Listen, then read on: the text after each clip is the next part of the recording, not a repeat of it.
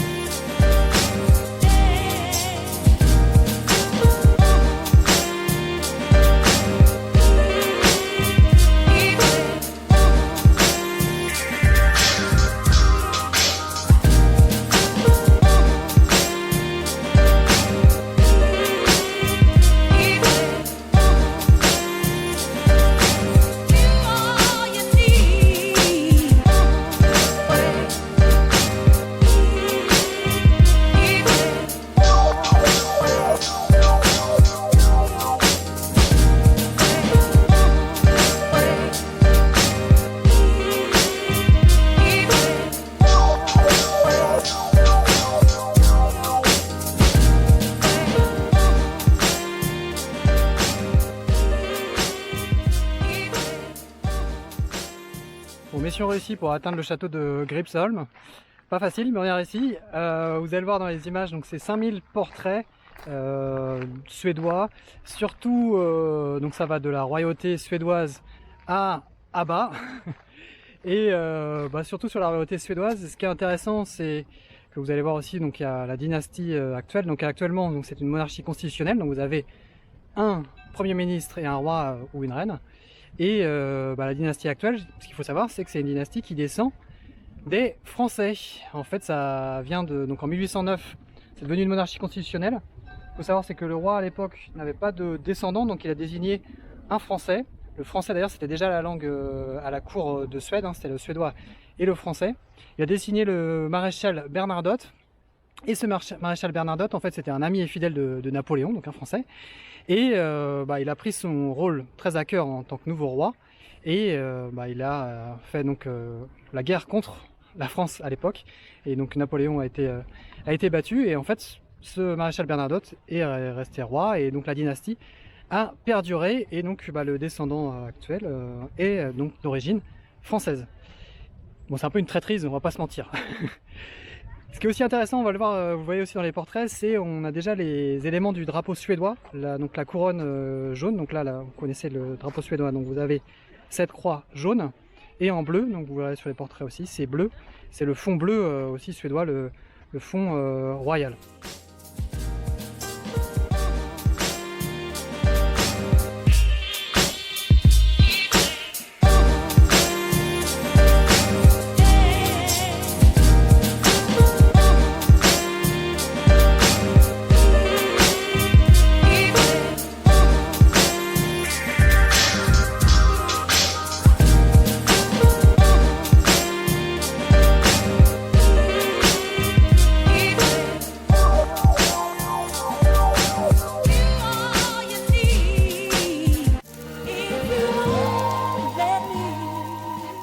Mamma mia, here I go again. My, how will I survive?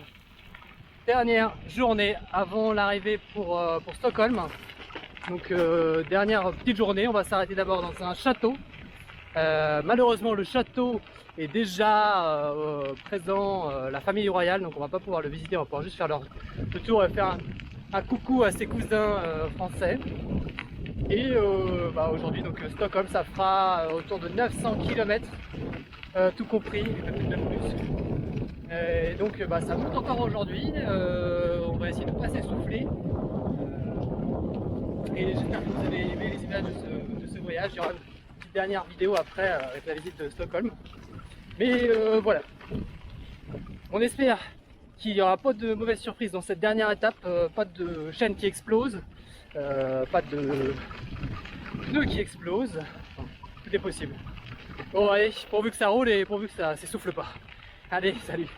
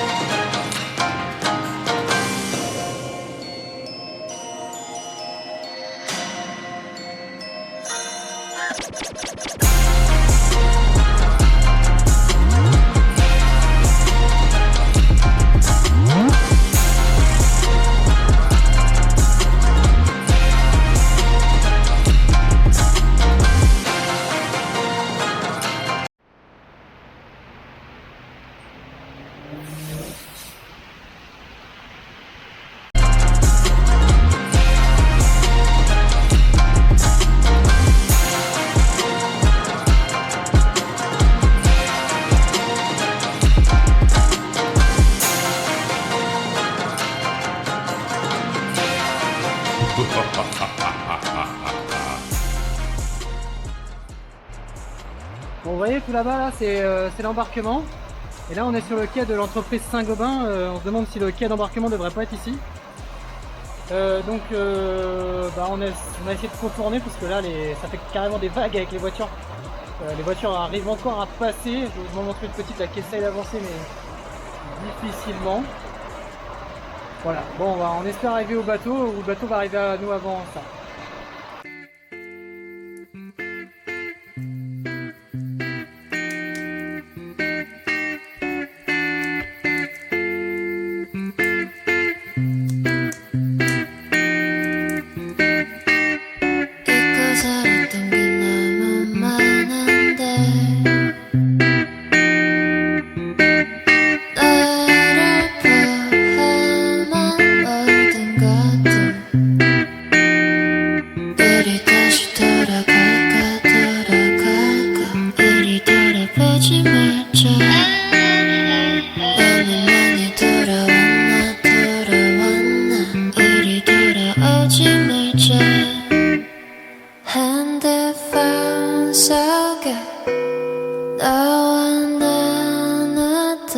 얘기들은 아직 남아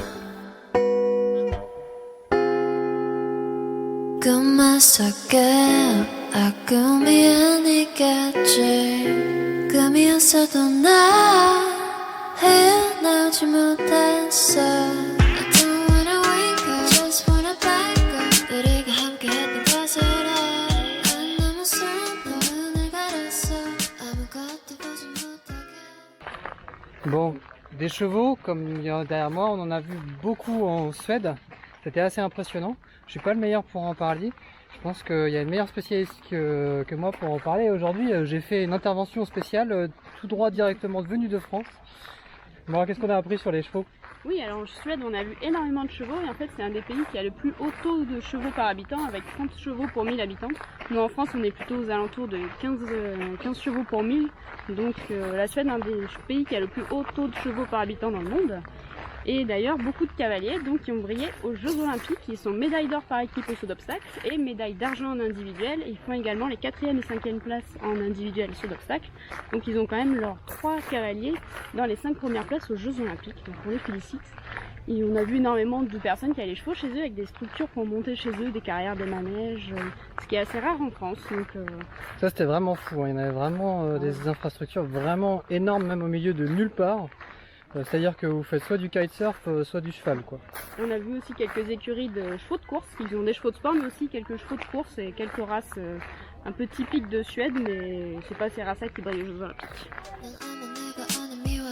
속에서 나를 찾고 있겠지 더 많은 것이 하늘을 갈라섰다고 난 변하지 않았어 You know what have I done to you I wrote my life But before I sent it you were far away This I can never reach you 이 노래 듣게 된다면 이미 늦었어 This I can never reach you 아무 일도 하던 그대로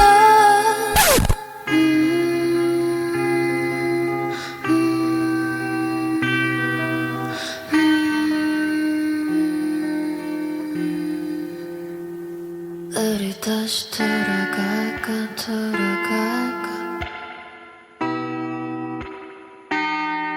너무 많이 돌아왔나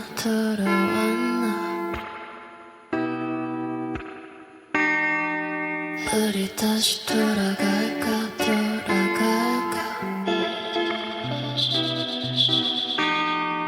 너무 많이 돌아왔나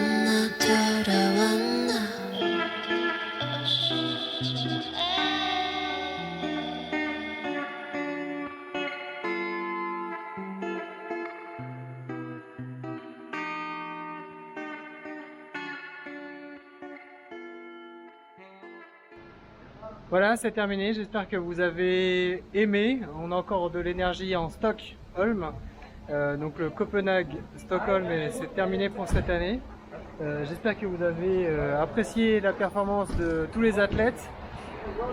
C'était dur, surtout sur la fin, entre les lacs où ça montait pas mal et c'est pas toujours adapté. Les vélos ont l'air de toujours fonctionner. Certains font des bruits un peu bizarres.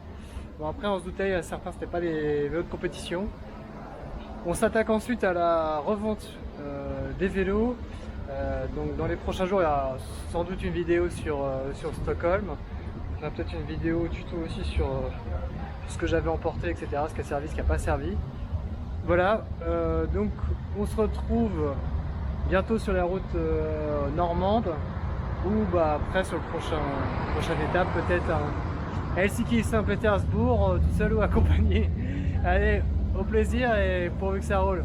Et merci d'avoir suivi.